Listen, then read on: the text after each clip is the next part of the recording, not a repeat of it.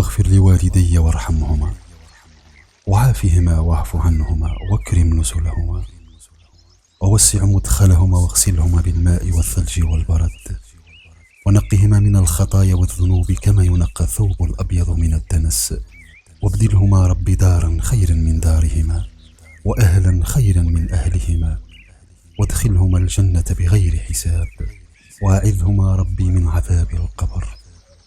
اللهم اجعل قبريهما روضة من رياض الجنة. اللهم مد لهما في قبريهما مد البصر. اللهم انزل على قبريهما الضياء والنور والفسحة والسرور. اللهم اجعل أبي سيدا من أسياد الجنة واجعل أمي سيدة من سيدات الجنة.